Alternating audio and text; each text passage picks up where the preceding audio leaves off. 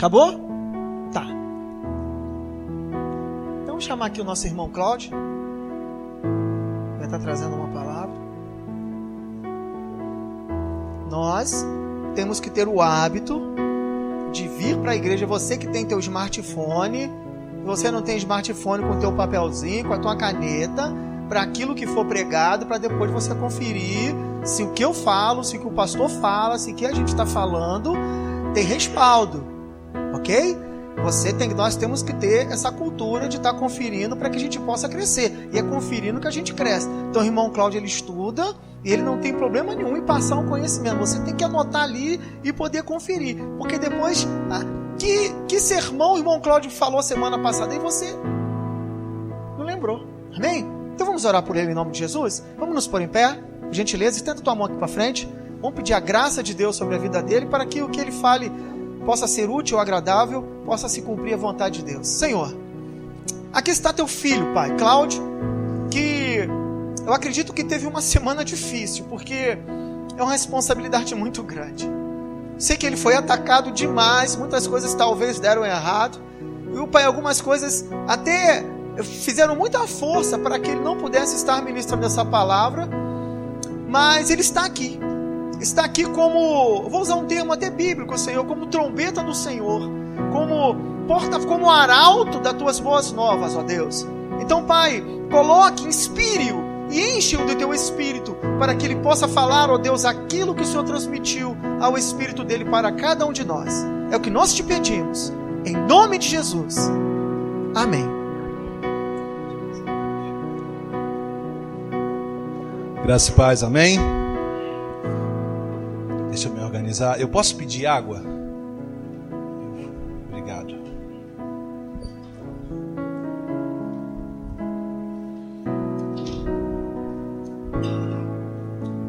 Estou muito feliz de estar aqui. Muito feliz de poder ministrar a palavra de Deus. Por muitos anos eu ministrei louvor na igreja,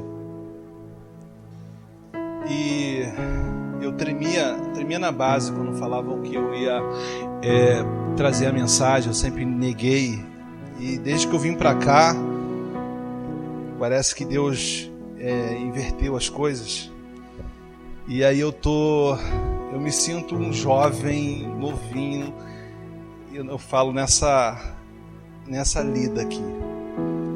Mas é algo que Deus está fazendo fermentar, está crescendo em mim, porque a gente passa muito tempo da nossa vida apenas escutando, e a gente se torna bons espectadores das coisas, né? Eu fico pensando que o mundo é assim. O mundo ele não coopera em nada para que você tenha uma vida espiritual. Nós vivemos num mundo em que tudo é baseado na matemática e na aritmética. Se você vê um prédio, você vê tudo tem cálculo. Essa janela não foi colocada de qualquer jeito. Um prédio não é levantado de qualquer jeito. Então você vê que tudo tem cálculo, tudo é base na lógica. Se você trabalhar muito, você vai ter muito. Se você trabalhar pouco, você vai ter pouco. E desde novo, na nossa vida, a gente aprende que 2 e 2 são 4, 1 e 1 são 2, né? 1 mais 1 são 2. Então você aprende que a lógica, ela está presente desde o começar do nosso caminhar na nossa vida. E aí chega Deus com os seus absurdos.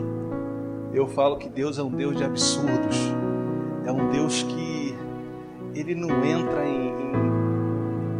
entra num conjunto da sabedoria humana. Ele não entra ali, porque ele desafia todas as leis que existem humanas. Ele fez tudo, e a gente é apenas um reflexo meio que embaçado dele.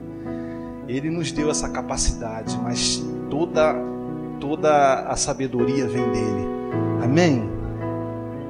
Eu queria falar sobre mais um momento de decisão, que eu gosto desses momentos de decisão na Bíblia.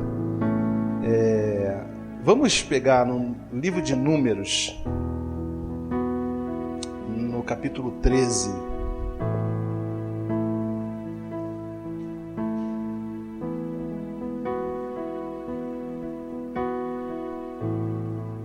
Eu fico lembrando o tempo de escola, coloca aí no versículo 25. Eu fico lembrando o tempo de escola, que existia matérias. No tempo de escola, a gente tinha provas, vocês vão lembrar. A gente tinha provas que, se você decorasse, geografia era certo. Se você decorasse as respostas, né, você tirava 10. Não importava se a professora não era com a tua cara, se não ia com a tua cara. Se você estudar, tinha matérias que era assim. Eu lembro que era geografia, história, né? Ciências. Tinha mais uma. Inglês, né? Tinha matérias que, se você decorasse o que estava escrito, não precisava nem raciocinar direito, é só lembrar. Engraçado que a nossa vida no começo é assim, né? Você tem que decorar as coisas. Mas eu lembro também, vocês vão entender porque eu estou falando isso, que tem matérias que precisam de raciocínio. Não adianta você tentar decorar somente a tabuada, que você não vai tirar nota 10 em matemática. Porque se você decorar a tabuada, você vai estar a meio passo para chegar lá. Mas tem matéria que exige raciocínio. Então vamos lá, vamos no texto. Eu acho que eu já falei tudo que para vocês pescar depois. Eu dei uma prévia. Ainda está com eco. Amém. Tira um pouco do ganho. Desculpa, eu fico lá atrás. Aí a gente vai aprendendo e fica cheio de... Amém. Aqui? Vamos lá. Eu vou ler na versão aqui. Ao fim de 40 dias, eles voltaram da missão de reconhecimento daquela terra. Eles então retornaram a Moisés e Arão e a toda a comunidade de Israel em Cádiz, no deserto de Parã, onde prestaram relatório a eles e a toda a comunidade de Israel. E lhes mostraram os frutos da terra. E deram o seguinte relatório a Moisés: entramos na terra a qual você nos enviou, onde manam leite e mel. Aqui estão alguns frutos dela. Mas o povo que lá vive é poderoso, e as cidades são fortificadas e muito grandes. Também vimos os descendentes de Anak. Os amalequitas vivem no Negueb. Os hititas, os jebuseus e os amorreus vivem na região montanhosa. Os cananeus vivem perto do mar e junto ao Jordão. Então Caleb fez calar o povo. Então Caleb fez o povo calar-se. Eu fico brigando aqui. Calar-se perante Moisés e disse: subamos e tomamos posse da terra. É certo que venceremos. Mas os homens que tinham ido com ele disseram: não podemos atacar aquele povo, é mais forte que nós. E espalharam entre os israelitas um relatório negativo acerca daquela terra. Disseram: a terra para a qual fomos em missão de reconhecimento devora os que nela vivem. Todos os que vimos são de grande estatura.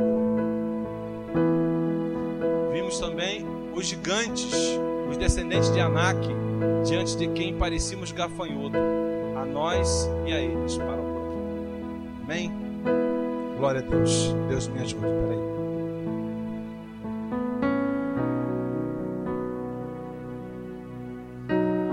irmã que fala assim: Jesus me abana. Amém. Gente, nós estamos num contexto, gosto de falar do cenário, nós estamos num contexto muito interessante.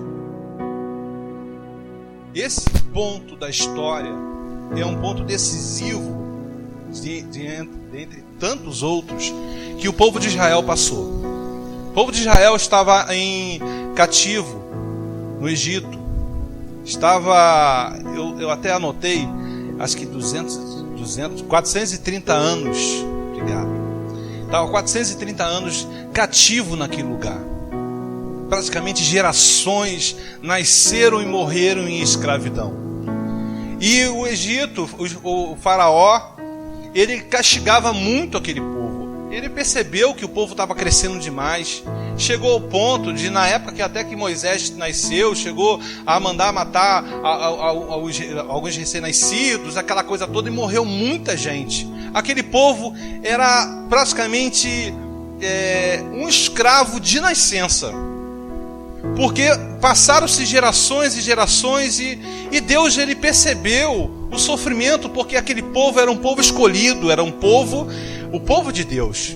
Deus, ele percebeu aquele sofrimento e resolveu tirar aquele povo dali. Levantou Moisés.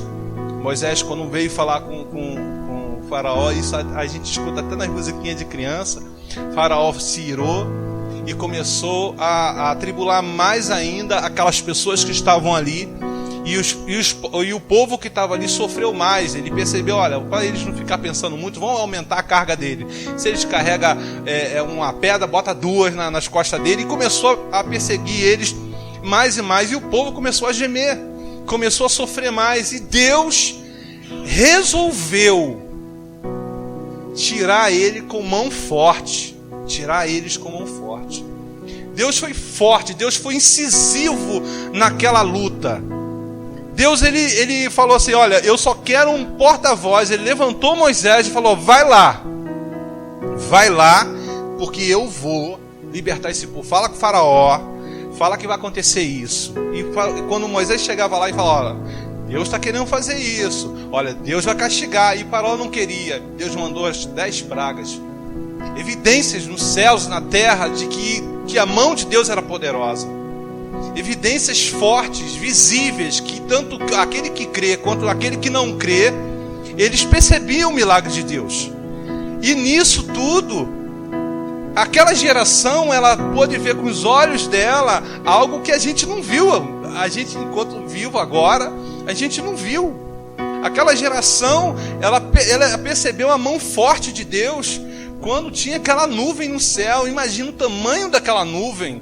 Não era uma nuvenzinha que cobriu um bairro, porque eram milhões de pessoas. E aquela nuvem, acredito para proteger do sol, a nuvem até escura, uma nuvem cinza. Eu começo a entrar e imaginar como é que era a situação. Uma nuvem cinza que, acredito que cobria, era muita gente.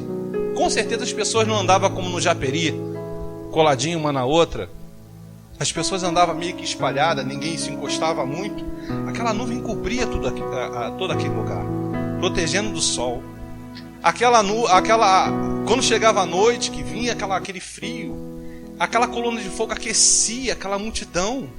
Isso é algo sobrenatural, isso é algo forte. E eles podem dizer: olha, eu passei aonde baleia passa.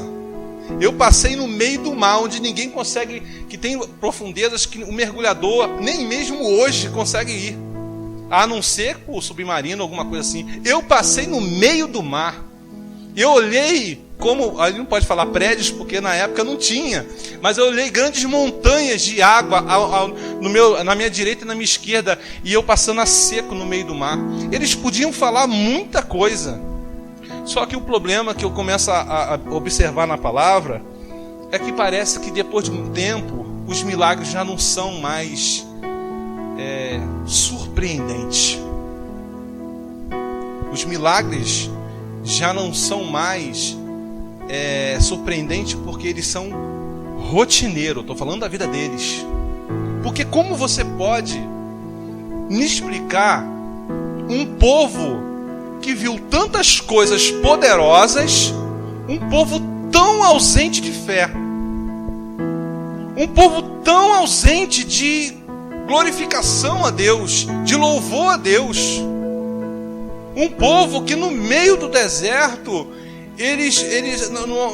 quando amanhecia, eles tinham maná, eles tinham que comer num lugar onde não existia nenhum tipo de plantação no chão. Um lugar onde, com o tempo, a roupa, né?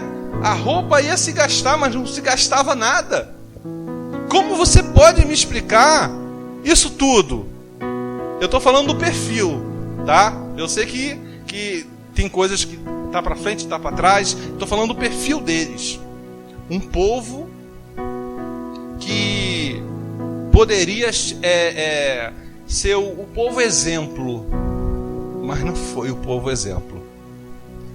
E aí eles chegam, depois de rodear, depois de passar por tantas coisas, eles chegam num lugar de decisão.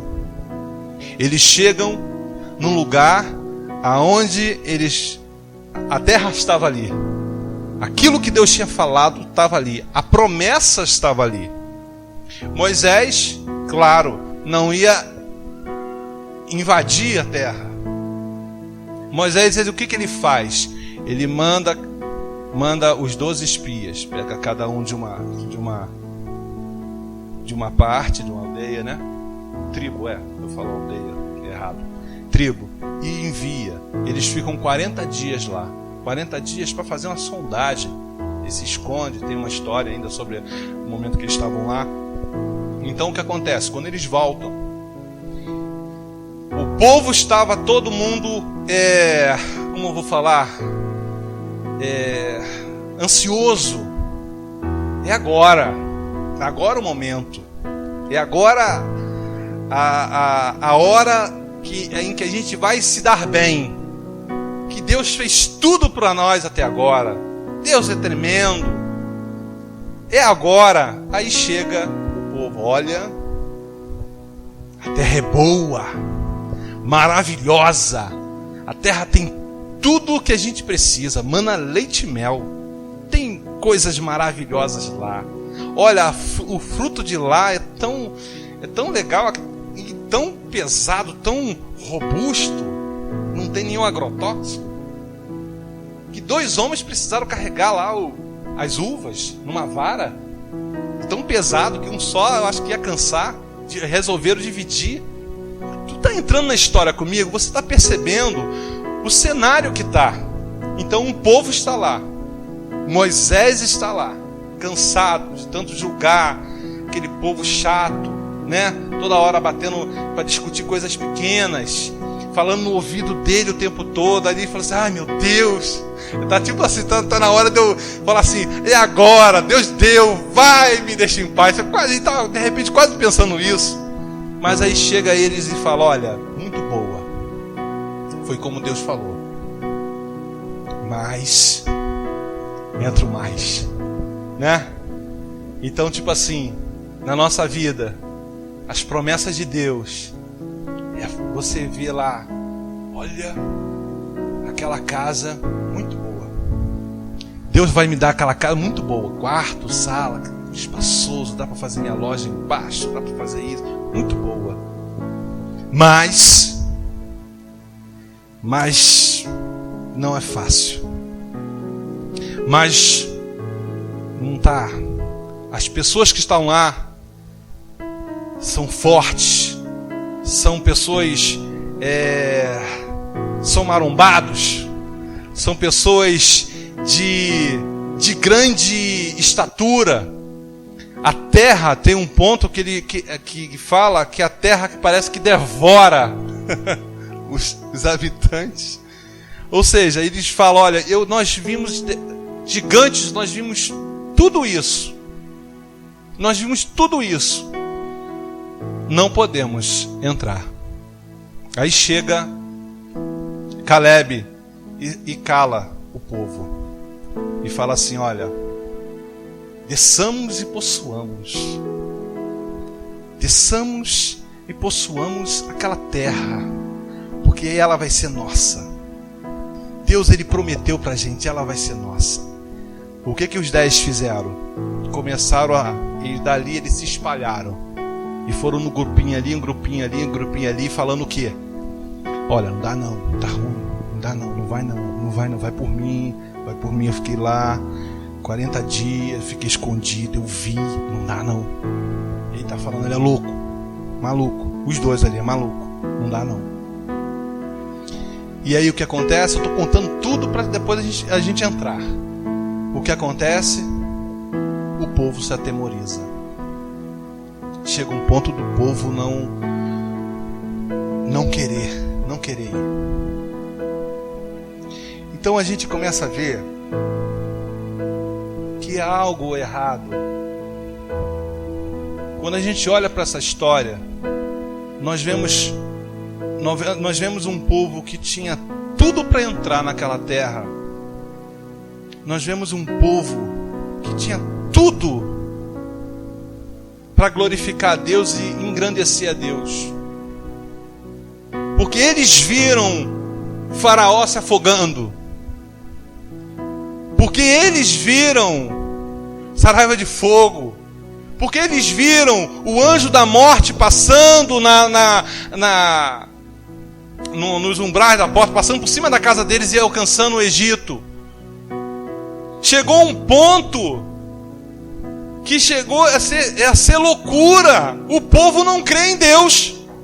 É por isso que eu tracei o perfil, para vocês entenderem. Não era como eu e você, que de repente não viu milagres visíveis, né? A gente vive milagres de transformação, vive vários milagres, a gente tem consciência de Deus, mas o que eles viram foi muito além disso. Então a gente começa a pensar que nem sempre aquele que caminha no meio da multidão com Deus é aquela pessoa que entendeu. Nem sempre aquele que anda no caminho de milagres é aquela pessoa que entendeu a mensagem de Deus. A gente tem que entender como a gente está numa história dessa. Porque o que fez Caleb e Josué ter uma intenção, uma olhada diferente sobre as mesmas questões? Será que o que ele falou, que Caleb e Josué falou, foi diferente na estrutura do que eles falaram? Não. Eu sempre falo, a fé não ignora a realidade. A fé não ignora a realidade. Você pode estar vivendo problemas, dificuldades, lutas, guerras. Ter fé não é falar assim, eu não estou vivendo. Não, eu não estou doente. Ter fé não é isso. Ter fé é acreditar que Deus está contigo, independente de qual situação seja. Então a gente começa a ver que existe pessoas que estão na prova com frases decoradas, com a matéria decorada, e existem pessoas que foi além disso, pessoas que entenderam a matéria. Porque qual é a mensagem de Deus para aquele povo até aquele momento? Será que uma nuvem no céu te acompanhando não é um sinal de que Deus, Ele fez alguma coisa por você? Será que a coluna de fogo te protegendo do frio, será que isso não é um sinal de que Deus está andando com você? Então, a gente tem que entender que as nossas experiências é um sinal de que Deus está conosco. As nossas experiências particulares é um sinal de que Deus tem caminhado comigo e com você. Ele não precisa chegar agora e dizer assim, eu sou o seu Deus, Michel. Ele não precisa chegar para mim e falar assim, eu sou o seu Deus, para que eu creia. Para que eu possa ser aprovado diante de Deus eu tenho que saber de onde eu vim. Para que eu seja aprovado para as minhas lutas, não é ter os versículos decorados na minha mente para falar naquele momento.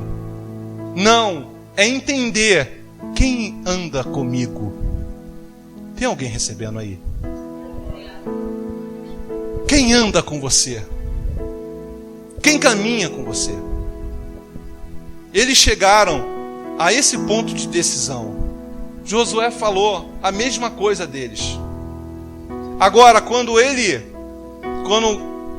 Caleb, não foi Josué, quando Caleb fez o povo calar e falou: olha, ei, levantemos, vamos lá, vamos possuir a terra, porque Deus falou isso conosco.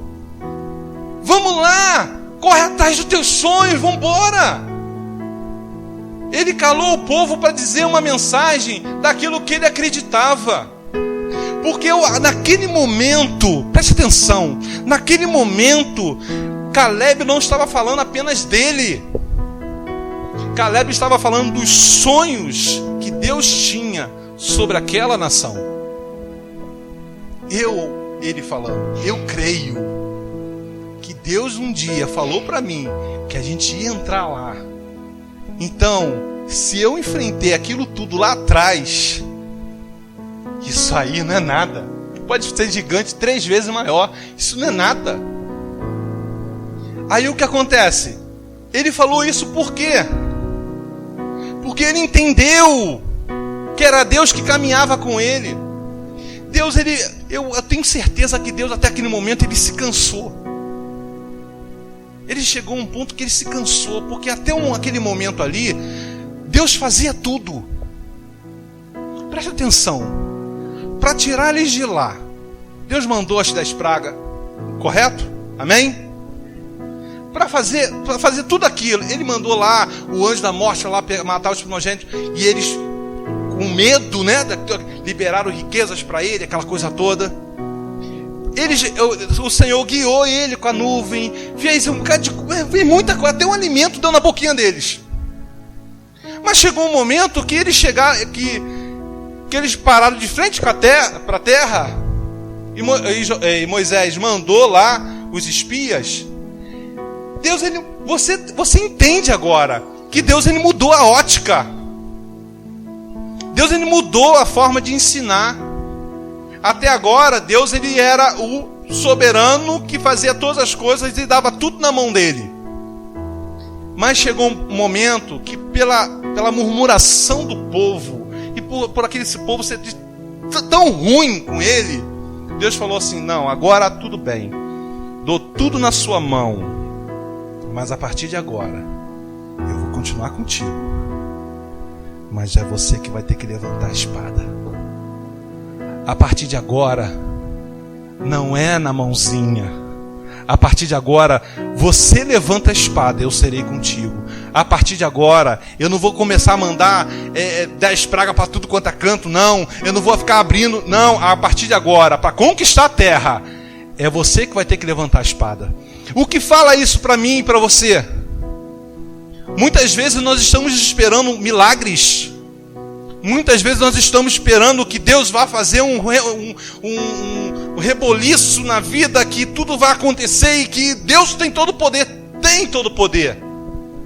Mas Ele quer usar as suas mãos. Ele quer usar as suas mãos para conquistar novos horizontes na tua vida. Ele quer usar as suas mãos. Ele não quer fazer por você, Ele quer fazer através de você. Ele quer que você alcance novos horizontes na sua vida. Mas a partir de agora, você tem que levantar a espada. E qual é a espada que nós temos?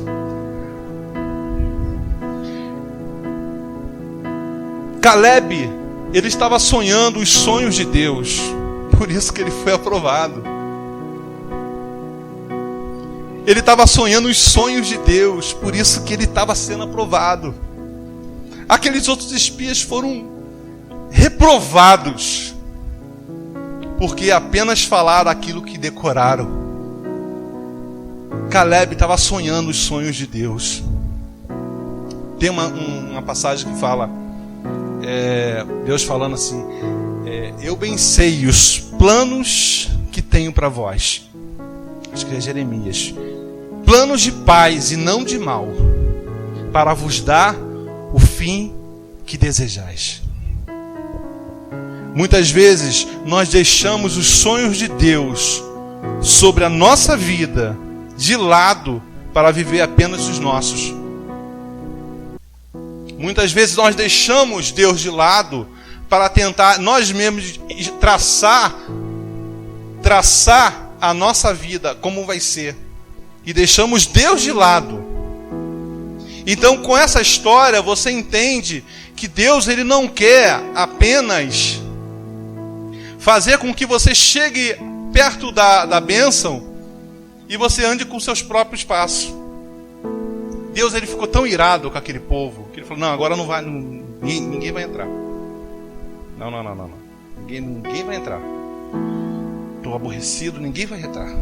Capítulo 14, você pode ver depois. Aí os caras falaram, não, agora a gente quer ir. Não. O que ele falou lá? Ninguém vai entrar. Não, agora eu quero ir. Agora eu vou entrar. Aí deixa eu pegar aqui um pedacinho. Eu não vou ler tudo não, senão eu vou entrar em outra coisa. Tá assim, 14, 9. Bota aí pra mim. Olha os cabeçudos que fizeram. 9. Somente não se... Fala o profeta, né? Moisés, né? Acho que é Moisés falando. Tá. Somente não sejam rebeldes contra o Senhor. E não tenham medo do povo da terra. Porque nós os devoraremos como se fosse pão. A proteção deles se foi. Mas o Senhor está conosco. Não tenham medo dele. Deixa eu ver qual é a parte. Agora eu não vou encontrar. Não estava planejando isso? Tá. Vocês acreditam em mim. É só ler no capítulo 14. Os cabeçudos foi. Moisés falou, não vai. Vocês vão se dar mal. Deus não quer. Não vai. O que eles fizeram? Foram. Uma parte lá foi. 40? Bota aí. Senão vocês vão pensar que eu estou inventando. Tô?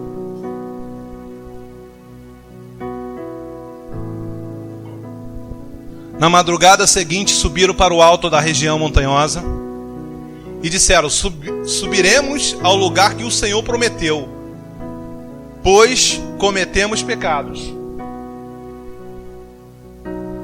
Moisés disse, porém, por que vocês estão desobedecendo a ordem do Senhor? Isso não terá sucesso. Preste atenção. Deus ele falou que não queria, acabou. Não quero. O que Deus estava ensinando não é apenas chegar ou como lutar, não. A didática de Deus é para que você coloque Ele na frente das suas guerras como o teu mentor, como alguém que te guia, como alguém que anda com você. Não adianta, tá tudo bem, Deus falou, eu vou agora porque eu cometi pecado, eu vou corrigir, né? Tipo, não faz mais. Não, agora eu quero fazer. Continuaram em rebeldia. E eles se deram mal. Não preciso nem ler o resto. Eles se deram mal. Aí a gente vê que o cerne, aquilo que Deus quer mostrar pra gente desde do começo dos tempos, é o seguinte: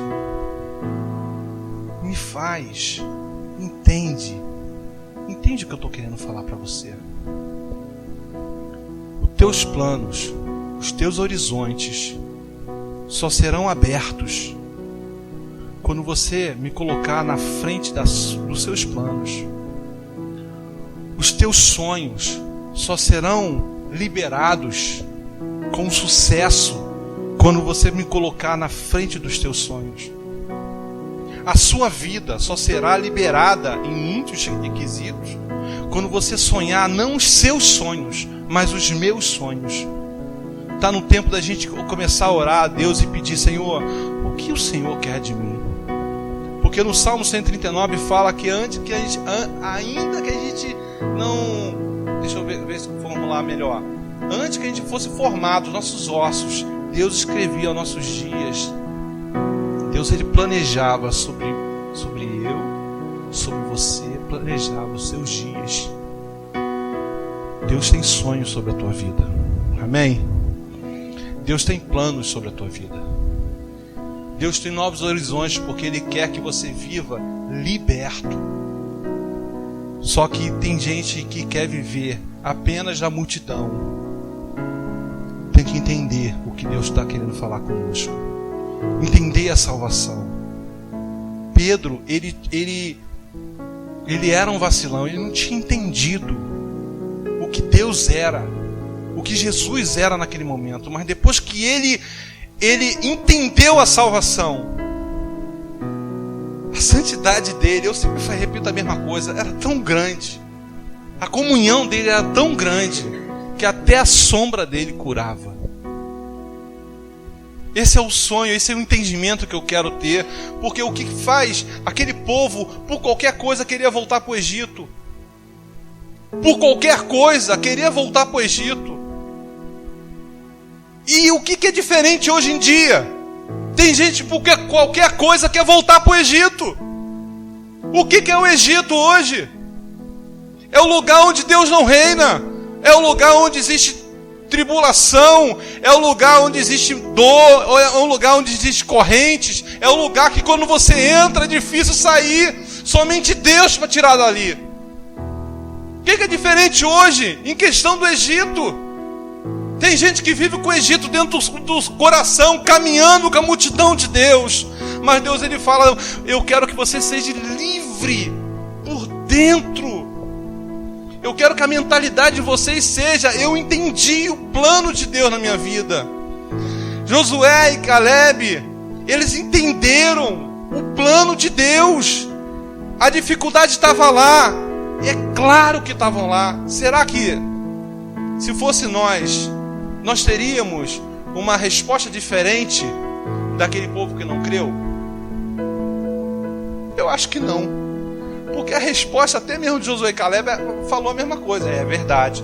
Lá tem fruto bom, tem coisa boa, mas tem gigante, tem coisa grande. E a gente é fraquinho perto deles. Eu tenho certeza que se Deus pegasse você agora e botasse lá, o que você ia falar? Sinceramente, eu falaria assim: lá é bom. Se você fosse um espia, lá é bom, bom mesmo. Lá tem tudo que a gente quer. Mas é difícil. Mas não era isso o que era o resultado final. O que Deus queria que eles falassem, tá? É difícil mesmo? Realidade, né? Difícil mesmo. Mas vamos lá. É essa terra que Deus nos deu. O que você está mirando nessa hora? Caleb mirou outra coisa. Caleb não mirou o gigante. Caleb mirou Deus. O que você está mirando na tua vida hoje? Caleb, ele fez uma coisa que Davi também fez. Davi não olhou o gigante. Davi mirou Deus. Quem é esse circunciso para desafiar o Senhor? Eu não lembro mais o Senhor dos Exércitos. Quem é Ele? Eu sei que é difícil. Os desafios estão grandes. Mas você tem que saber da onde você veio e o que Deus fez por você até agora, para provar que Ele é Deus na tua vida.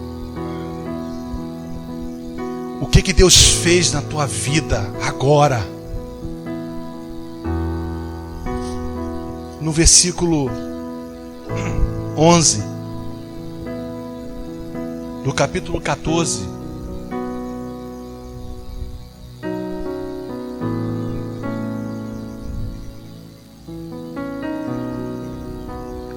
está assim: o Senhor disse a Moisés, 14:11, está certo. O Senhor disse a Moisés: até quando esse povo me tratará com pouco caso? Até quando se recusará a crer em mim? Até quando se recusará a crer em mim, apesar de todos os sinais que realizei entre eles? Eu pego esse versículo e trago para a minha vida. Nos momentos de dificuldade, a palavra me confronta. O Senhor disse: até quando? Eu, Cláudio, até quando a Sandra me tratará com pouco caso? Até quando Cezinha me tratará com pouco caso? Até quando se recusará a crer em mim, apesar de tudo que eu fiz na vida deles? O que você precisa é entender que o que Deus tem para você é muito maior do que o Egito tem.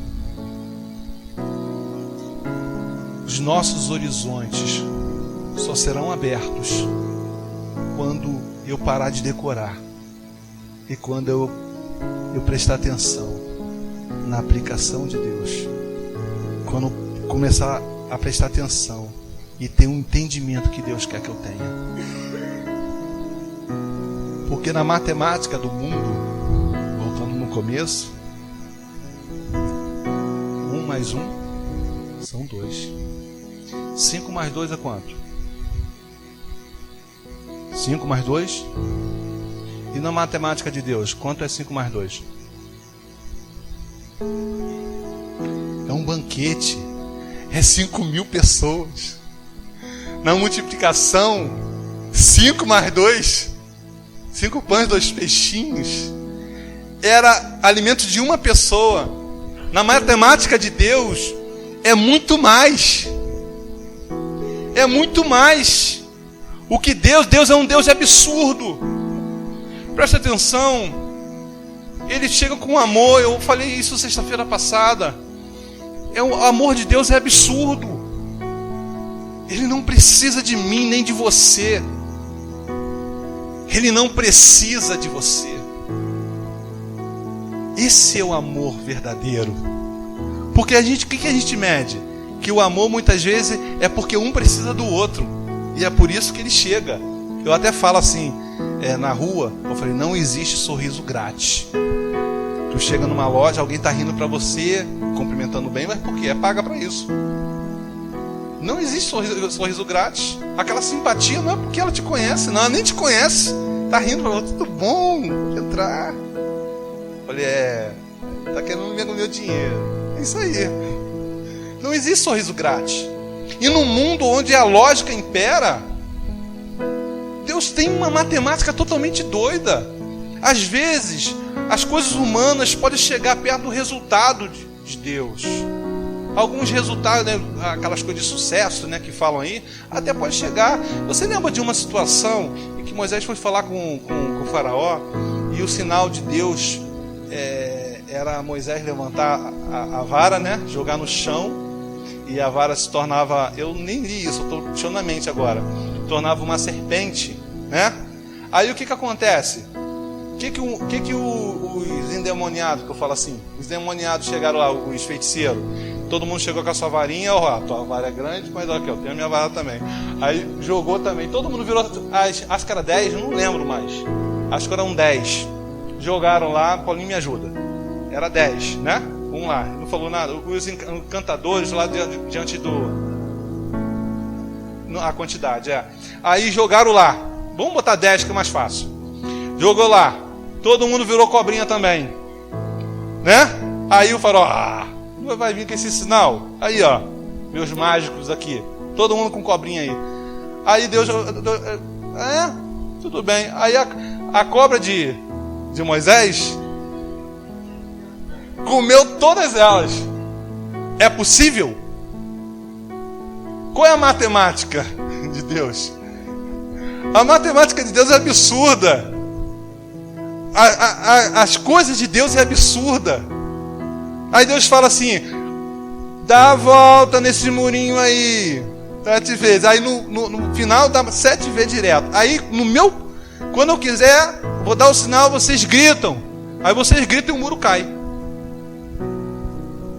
É absurdo. O que Deus faz é absurdo.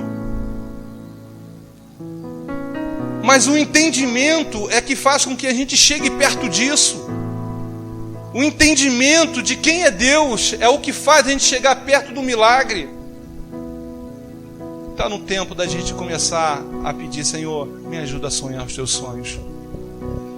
Me ajuda a sonhar os teus sonhos para a minha vida. Senhor, me mostra no teu livro quais são os seus sonhos para a minha vida. Para que eu não ande, Senhor, no meio da multidão, mas pensando em voltar para o Egito. As pessoas que pensavam em voltar para o Egito não entraram na terra. Só quem foi aprovado é aquele que sonhou os sonhos de Deus. Josué e Caleb entrou, porque eles sonharam os sonhos de Deus. Às vezes o diferencial de uma pessoa de fé e uma pessoa que não tem fé não é uma atitude, vamos lá. Não. É fazer o que Deus quer. Porque aqueles homens, eles foram por vontade própria, mas Deus falou para não ir, mas eles foram e morreram. Não é o que você faz o que determina a tua vitória, é quando Deus está nas tuas decisões. Não é o que você faz, porque mais na frente eles foram e entraram. Mas não é o que você faz. Não pensa assim, eu vou fazer de qualquer jeito. Não, Deus não quer isso. Deus, Ele quer. Se consagra a mim, me coloca como principal na tua vida, e depois você, com a minha resposta, você vai vencer.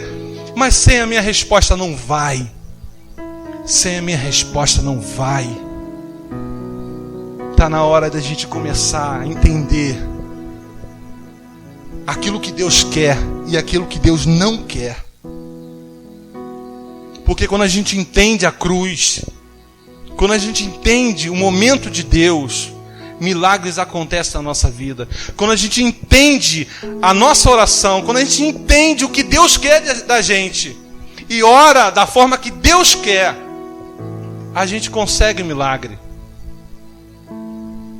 Tem um versículo que fala que as pessoas não conseguem porque pedis mal.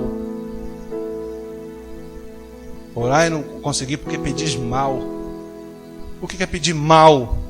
É pedir fora da vontade de Deus. Aí tem um versículo que parece conflitante, que fala assim: tudo o que me pedires, crendo que já recebeste, vos será dado. Mas é por quê? Porque está dentro da vontade de Deus. Amém? Vocês estão recebendo aí? Vamos ficar de pé.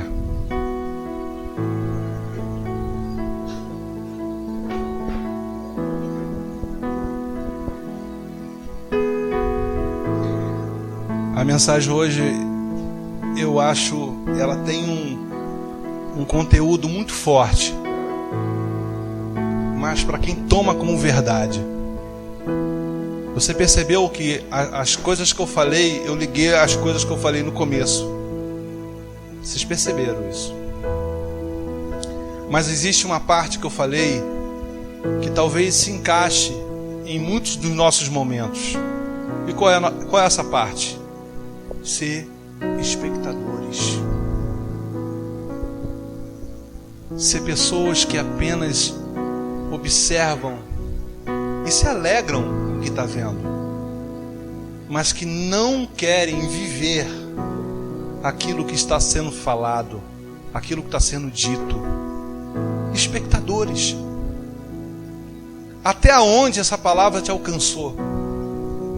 Até onde ela entrou em conflito com você, com a sua forma de ver os horizontes, com a sua forma de ver os gigantes, com a sua forma de ver as bênçãos de Deus, com a sua forma de sonhar os sonhos de Deus. Até onde essa palavra conseguiu entrar dentro do teu coração? E como você está vendo a tua atitude mediante as dificuldades? Como você vê Deus nas tuas dificuldades? Será que você está querendo voltar para o Egito? Porque lá é mais fácil? Porque lá não precisa fazer muita força? Você quer continuar na matemática do mundo ou nas coisas absurdas de Deus? Porque Deus é absurdo.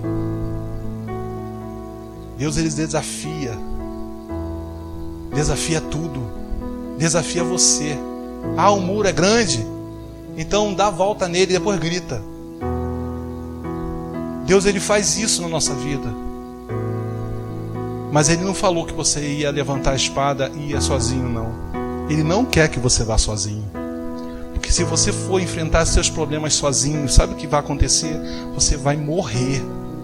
Porque tem momentos para tudo. E o momento na sua vida é o momento em que Deus fala, vai. Se Deus fala, fica, fica. Se Deus fala, sai daí e vá lá para aquela caverna, vá lá para aquele riacho, vá lá que eu vou te alimentar ali, é o momento. Mas se Deus fala, vá lá na frente, desafia todos os profetas e clama o meu fogo que vai descer, ele vai falar. É o teu momento. Qual é o teu momento? Como você tem vivido? Você entendeu o Evangelho? Ou você tem respostas prontas para tudo? Oh, Senhor, meu pastor, nada me faltará. Mas será que isso não é uma resposta pronta? E hoje não é uma mensagem para você sair sorrindo. Não! É uma mensagem para você entrar no prumo. No prumo. Porque para você levantar uma parede, tem que estar no prumo. Se tiver torta, uma hora cai. Aquele que está de pé, cuide para que não caia. Está com falta de sabedoria? Senhor, eu não sei como fazer. Eu não tenho sabedoria para isso. Senhor, eu não sei. Está na palavra em Tiago, acho que é 1:15, 1:17. Quem tem falta de sabedoria, peça a Deus, que dá a todos liberadamente e não lança em rosto. O princípio, o temor do Senhor é o princípio da sabedoria.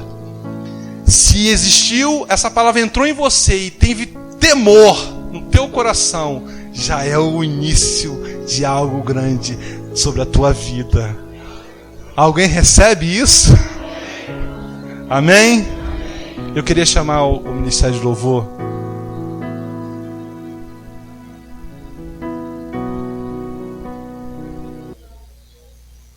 É tempo de renovação.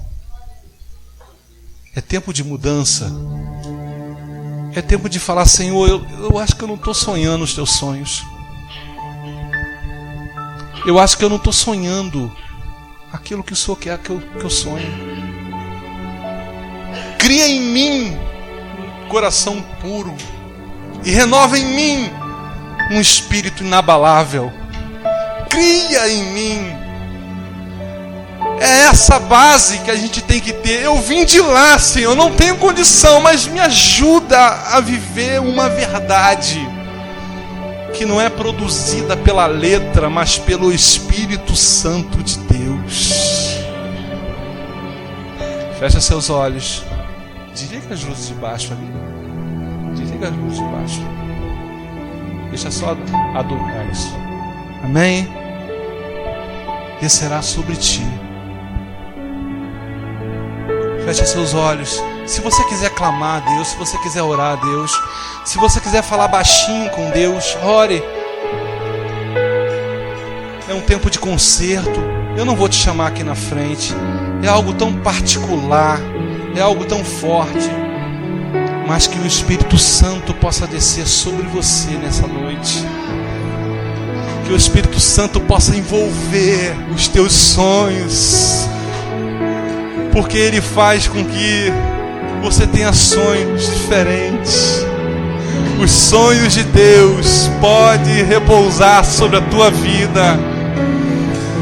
Quando o Espírito Santo envolver você, é tempo de clamar que o Espírito Santo venha tocar em nós. Senhor, eu sou um recipiente seu. Eu quero viver os teus sonhos, Senhor.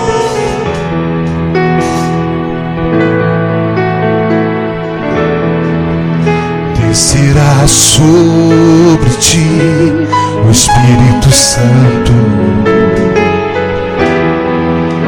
e o Altíssimo te envolverá.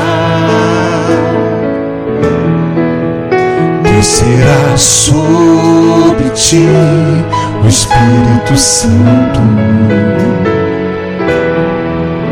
e o poder do Altíssimo te envolverá. Tua alma viverá, teu espírito renovará, e no teu corpo tudo novo se fará. Tua alma viverá, teu espírito renovará, e no teu corpo tudo novo se fará. Descerá, descerá sobre ti o Espírito Santo, e o poder do Altíssimo te envolverá. Descerá sobre ti o Espírito Santo, e o poder do Altíssimo te envolverá. Tua alma viverá, teu espírito renova, e no teu corpo tudo novo se fará. Tua alma viverá,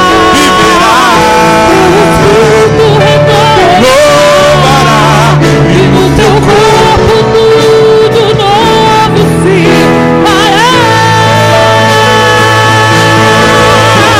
Chorará de verdade e saltará, aleluia, de alegria.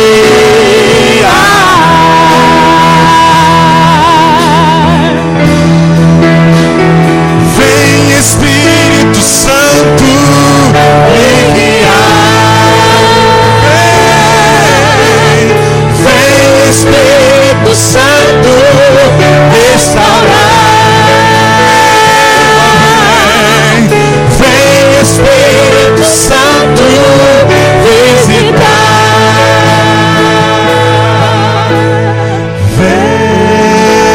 Vento do Espírito, oh Deus, vento do Espírito, sopra nesse lugar, oh Deus, e enche os nossos corações. Tua alma viverá, teu espírito renova, e no teu corpo tudo novo se fará. Tua alma viverá, renova, e no teu corpo tudo novo se fará. E chorará, e saltará de alegria.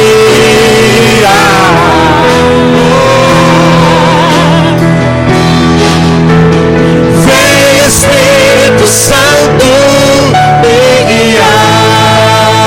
Peça a Ele. Vem Espírito Santo restaurar. Vem Espírito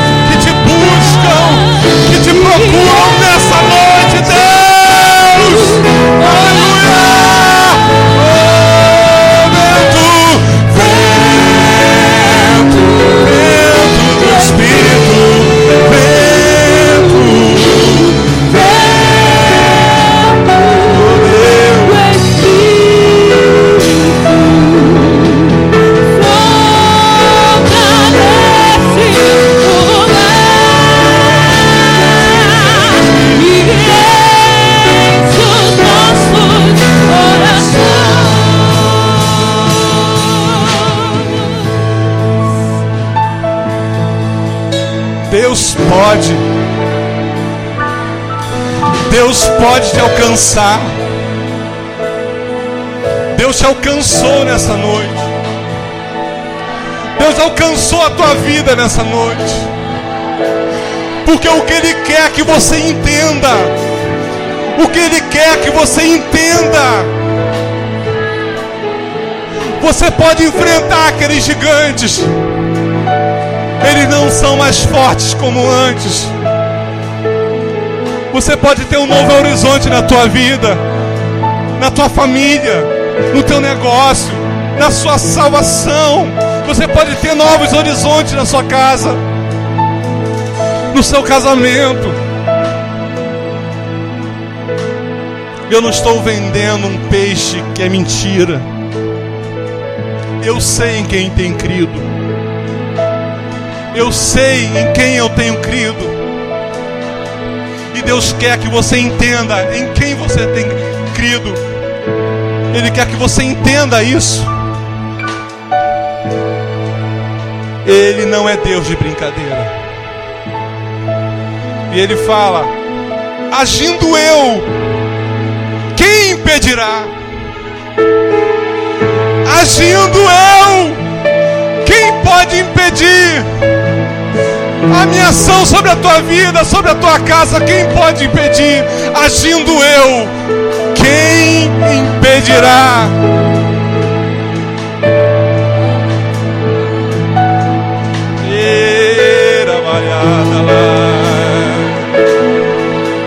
Glorifica a Deus. Senhor, eu sei de onde eu vim. Senhor, eu sei de onde eu vim. E eu sei que o Senhor é Deus da minha vida. Eu sei, meu Pai, que o Senhor não me libertou para ficar pensando no Egito. Eu sei que o Senhor não me libertou para ansiar e voltar atrás. Coloca a mão na sua cabeça, no alto da sua cabeça.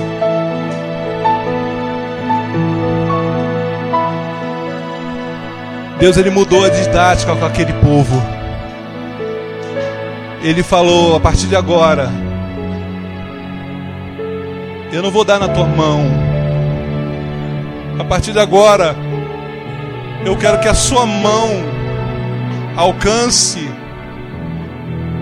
os meus sonhos. Você vai lutar, mas eu vou estar contigo.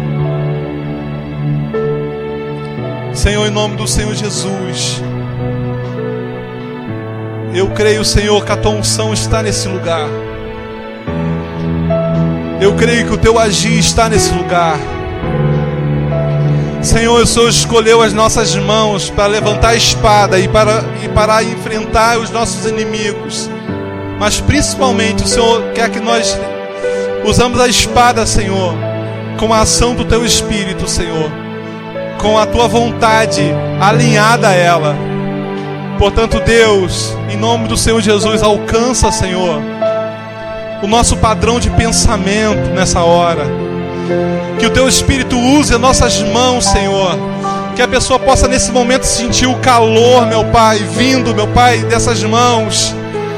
E entender que é o Senhor que está modificando, que é o Senhor que está entrando, que é o Senhor que está transformando. Senhor, para andar, meu Pai, na terra prometida, primeiro a gente tem que ser aprovados, Deus. Nós primeiramente temos que crer, Deus, que o Senhor está conosco. Portanto, Deus, se existir cadeias nessa mente, Senhor, coisas que impedem, Senhor, da pessoa de crer, meu Pai, vozes, meu Pai, de Satanás, Senhor, nos acusando, Senhor, vozes de acusação, eu repreendo agora em nome de Jesus. Eu repreendo agora pelo nome de Jesus, pelo poder que há no nome de Jesus. Eu profetizo, Senhor, libertação sobre essas vozes, Senhor, que fazem com que essa pessoa não decole na tua presença, Deus. Em nome de Jesus, meu Pai, alcança essas vidas agora, Deus. Em nome de Jesus. Em nome de Jesus. Em nome de Jesus. Amém. Você pode dar glória a Deus. Você pode dar uma uma salva de palmas para esse Deus maravilhoso. Aleluia! Aleluia! Oh, Jesus! Aleluia! Aleluia! Aleluia! Amém. Paulinho? Amém? Vamos orar a Deus. Senhor Deus, obrigado, Senhor. Porque o Senhor tem tanta paciência para falar conosco, Deus. Eu imagino o Senhor com tanto amor, Senhor. Um Deus que sabe de tudo, que conhece todos os mistérios da vida, de tudo que existe. Que até mesmo a nossa justiça é como um trapo de imundícia perto da tua santidade. Deus, eu imagino a paciência de quem sabe tudo, falando com aquelas pessoas, falando conosco, que não sabe de nada. O que explica essa paciência é o teu amor, Deus. O que explica a paciência do Senhor se guerrear por nós é o teu amor. Portanto, Deus, que essa palavra não saia do nosso coração, mas que ela norteie a nossa vida, Senhor, para novas atitudes na tua casa, na tua presença, na nossa vida. Senhor, nos leva, salve o guardado, Senhor, pelos teus anjos, pela tua mão poderosa. Nos leva em paz para nossas casas, Senhor. Nos ajuda, Senhor, a florescer em ti, Deus, a entender quem tu és, a entender com quem caminhamos, Pai. Em o nome do Senhor Jesus. Amém. Estamos encerrados, amém?